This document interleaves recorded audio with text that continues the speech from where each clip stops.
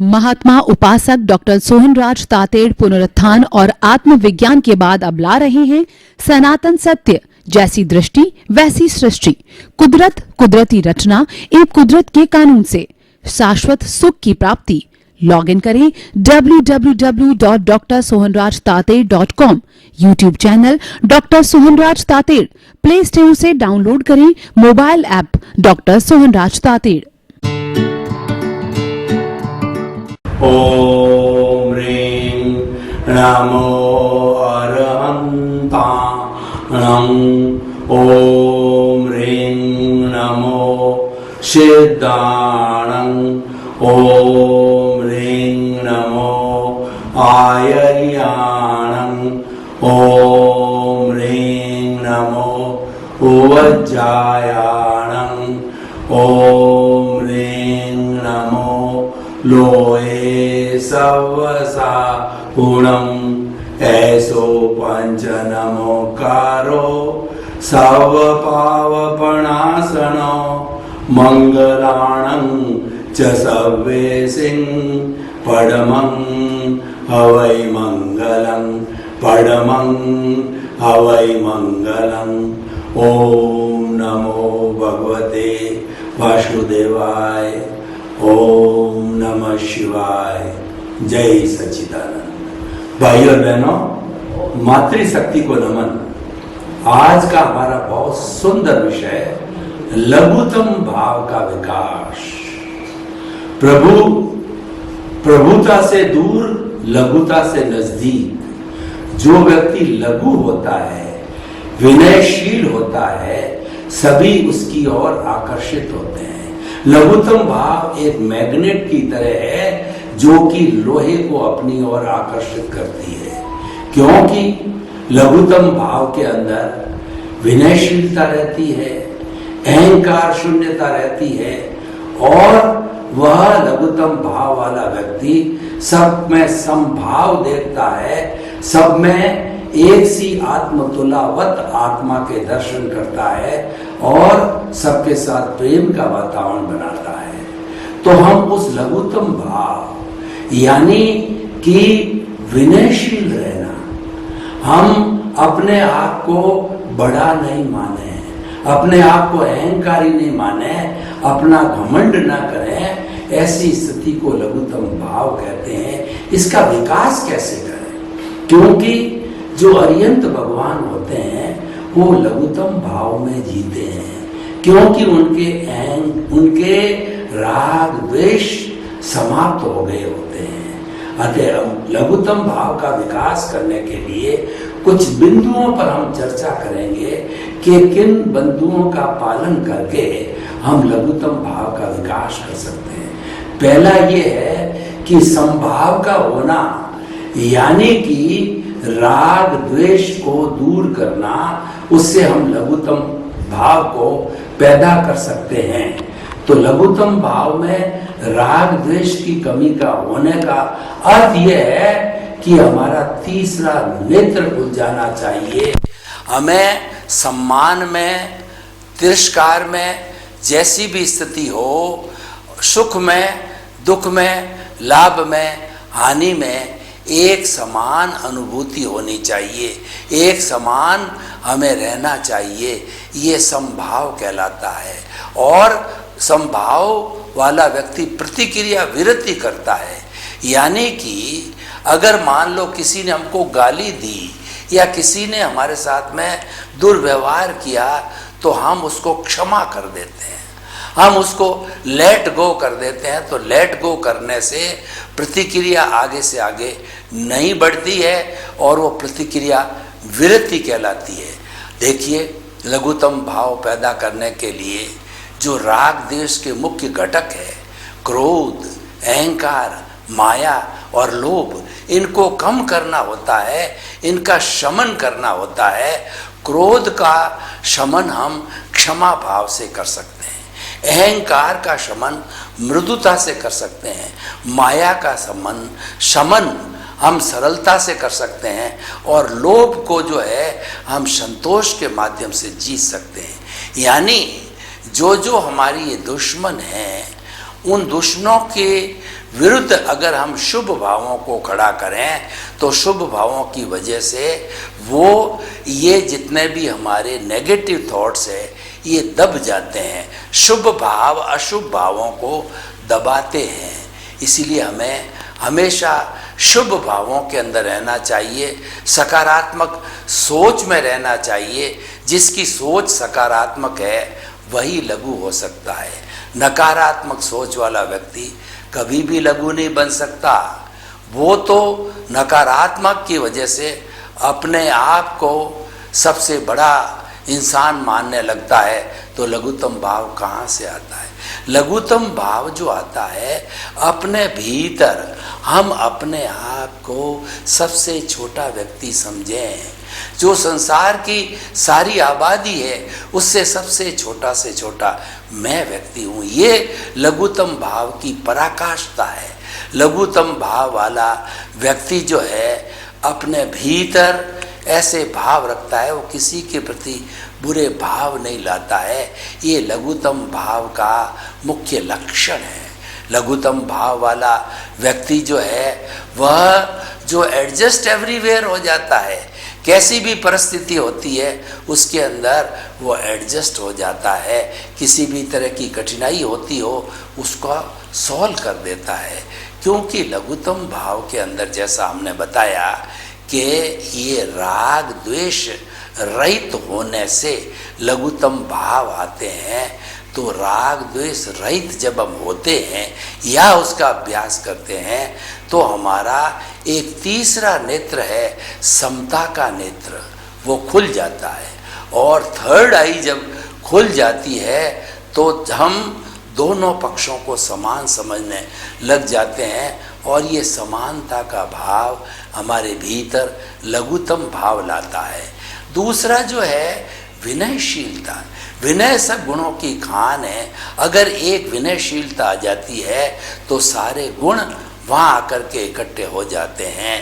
देखिए कि गुड़ होता है तो गुड़ को जहाँ पर रखा जाता है मक्खियाँ भिन भिनाती हुई गुड़ के ऊपर बैठ जाती, क्योंकि गुड़ मीठा होता है। गुड़ का लक्षण स्वादिष्ट और मीठा होने के कारण मक्खियाँ हमेशा गुड़ पर भिन भिनाती है।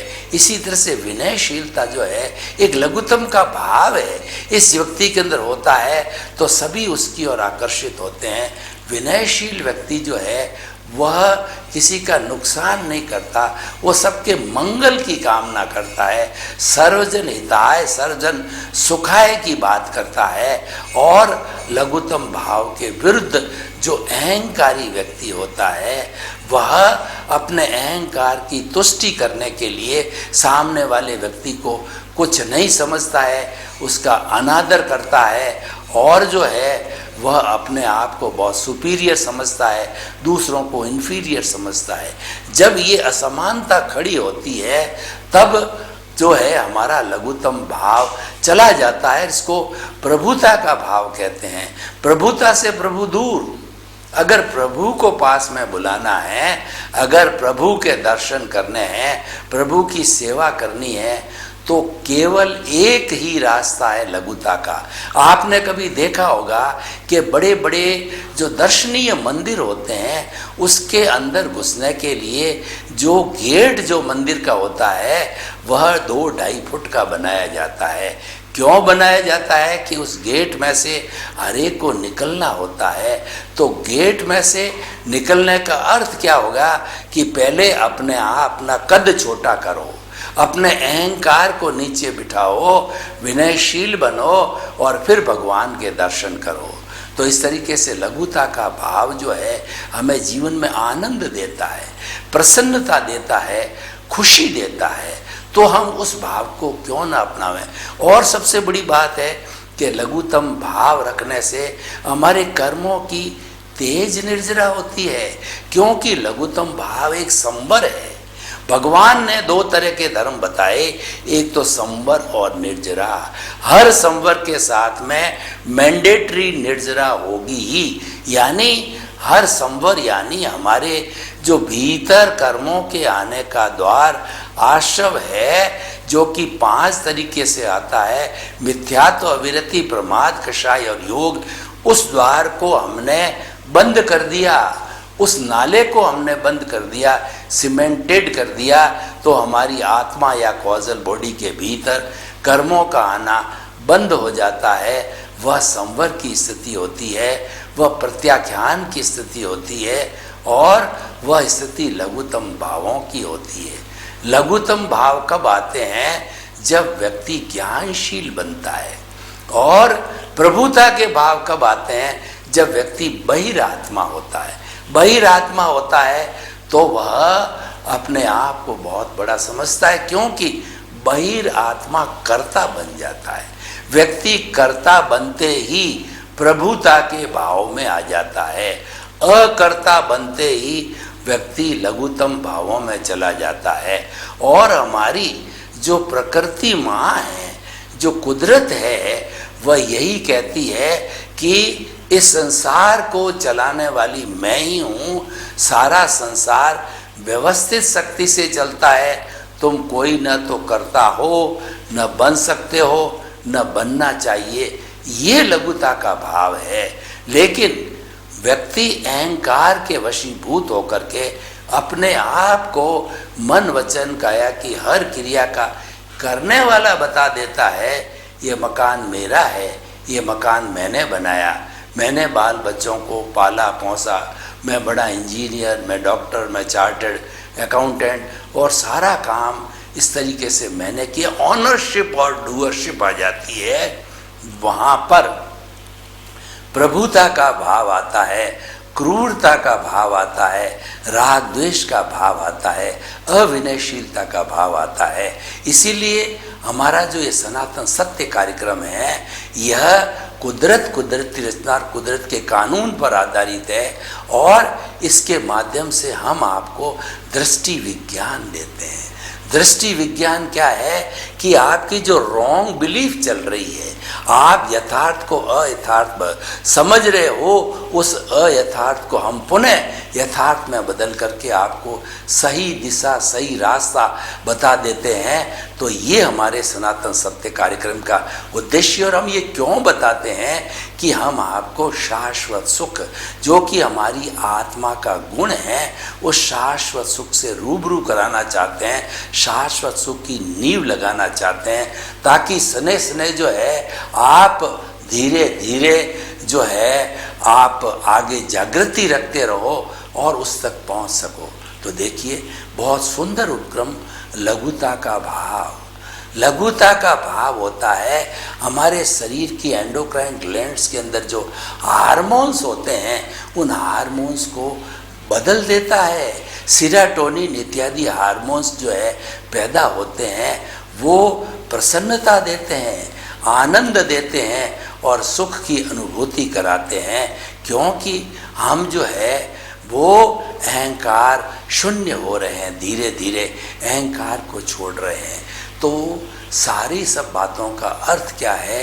ये अहंकार है जो हमें अड़चन में डाल रहा है, कष्ट में डाल रहा है, और हमारे भीतर लघुता के भाव नहीं आने देता है। तो हम जो है वह इसके कुछ प्रयोग करके और अहंकार को हम डाउन कर सकते हैं। अहंकार को डाउन करने के लिए हमें कुछ भावों का सृजन करना पड़ेगा। हमें भाव इस तरीके से बनाने पड़ेंगे कि विश्व के समस्त लोग निर्दोष और निमित्त, अकर्ता और शुद्ध आत्मा है। जब आप हर प्राणी को निमित्त देखोगे, आप में लघुतम भाव नहीं आएगा। निर्दोष देखोगे तो आप में प्रभुता का भाव नहीं आएगा। और किसी व्यक्ति को शुद्ध आत्मा स्वरूप देखोगे तो आप में लघुतम भाव पैदा होगा। और किसी के भीतर शुद्ध आत्मा की उपस्थिति देखोगे तो आप में लघुतम भाव पैदा होगा। यानी लघुतम भाव का संबंध है हमारी प्रज्ञा से है।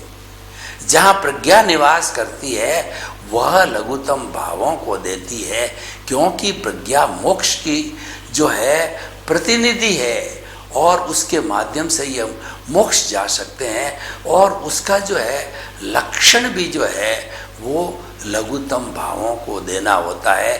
प्रज्ञा हमारी जो मूल स्वरूप में आत्मा है, ज्ञान लेने के बाद में उस मूल स्वरूप आत्मा से एक भाव सत्ता अलग होती है, वो प्रज्ञा के रूप में होती है। इसीलिए लघुतम भाव लाना चाहते हैं तो हमको प्रज्ञा के जगत में रहना चाहिए। और जो प्रभुता का भाव है वह हमारे बुद्धि का जगत है।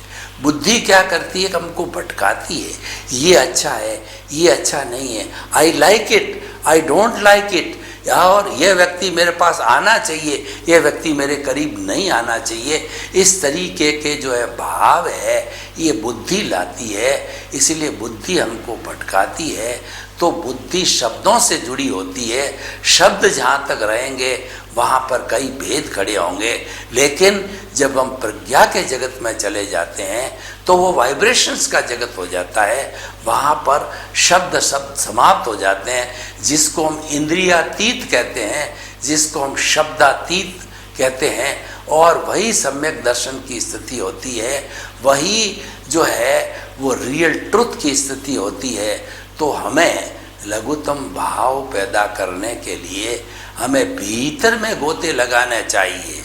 बाहर में जितने जितने गोते लगाएंगे हमारे प्रभुता के भाव खड़े होते रहेंगे, क्योंकि बाहर का जो संसार है वो राग द्वेष पोषित है, और राग द्वेष पोषित का लक्षण यही है कि प्रभुता को पैदा करना और कर्ता भाव को पैदा करना। इसी कारण से ये कर्म रज जब तक रहता है तब तक हम जो है शाश्वत सुख को प्राप्त नहीं कर सकते हैं। तो शाश्वत सुख की प्राप्ति करने के लिए और प्रभुता के भाव को हटाकर लघुता का भाव लाने के लिए हमें भीतरी जगत, जिसको हम मेडिटेशन कहते हैं, उसमें गोते लगाते रहना चाहिए। और ज्यों-ज्यों हम गोते लगाएंगे हमारे प्रभु के दर्शन करेंगे, क्योंकि लघुतम भाव प्रभुता का लघुतम भाव है, हमारी आत्मा का लक्षण है।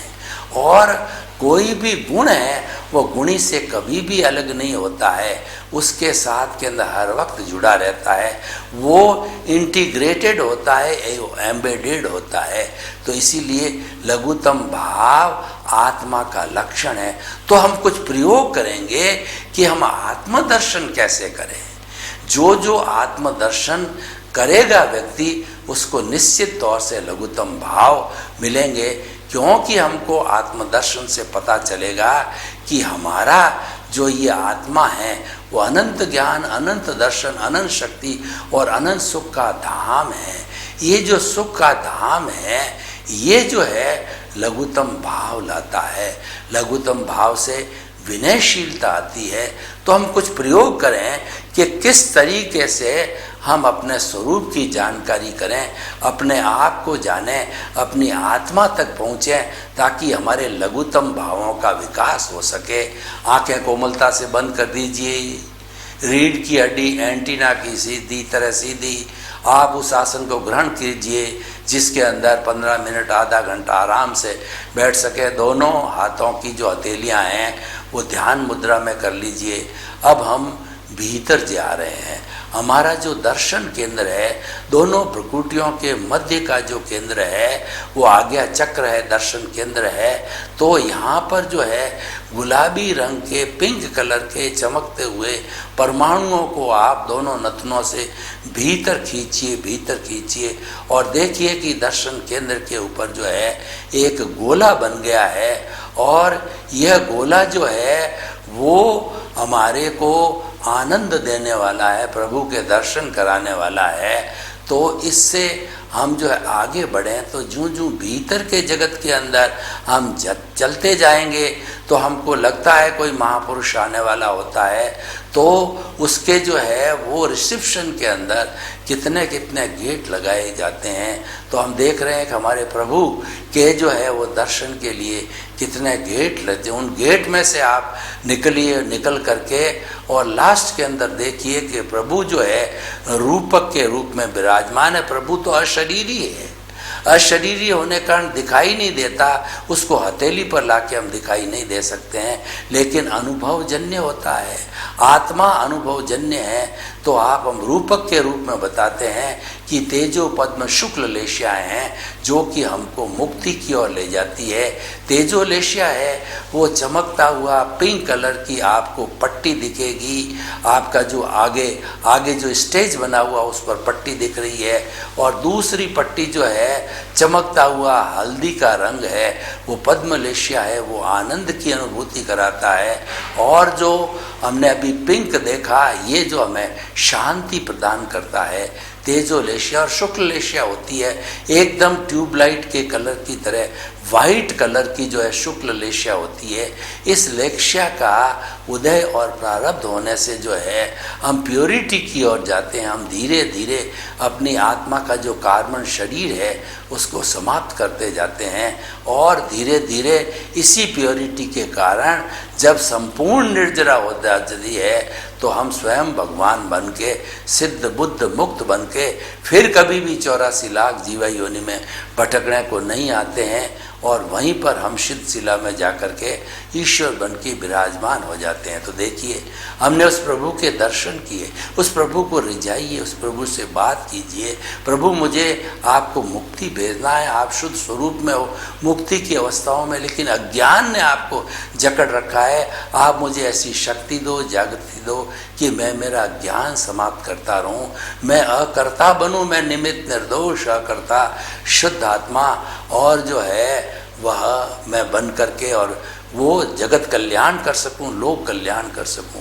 इस तरीके की हम प्रभु के सामने अपनी मंशा रखते हैं, भाव रखते हैं, प्रभु का आशीर्वाद मिलता है और हम सफल होते हैं। इस तरीके से प्रभु के दर्शन हुए, प्रभु को हमने रिझाया, प्रभु को कई तरह से आकर्षित करने की कोशिश किया। तो ऐसे प्रभु के चरणों में नमन करते हुए आंखें खोल दीजिए। प्रभु ने आपको जो है शक्ति दी है, आपको आशीर्वाद दिया, आपके हाथ हथेली पर आ गया है। 3 बार प्रभु के आशीर्वाद को अपने सिर पर लगाइए ताकि प्रभु का आशीर्वाद है वो हर क्षण बना रहे। तो इस तरीके से जो है ये लघुता का भाव भीतरी जगत में गोते लगाने से आता है, क्योंकि भीतरी जगत है वो प्रभु का जगत है, वाइब्रेशन का जगत है। वहाँ पर बुद्धि की तरह कोई भेदभाव नहीं है, वहाँ सम्यक दर्शन है, वहाँ रियल ट्रुथ है। इसीलिए जो है भीतर का जगत है एकदम पारदर्शी और ईमानदार जगत होता है। इस जगत में गोते लगाना चाहिए। नॉर्मल व्यक्ति जो है अध्यात्म के अंदर गोते न लगाने से वो जीवन भर प्रभुता से जुड़ा हुआ होता है, लघुता उसके जीवन में नहीं आती है।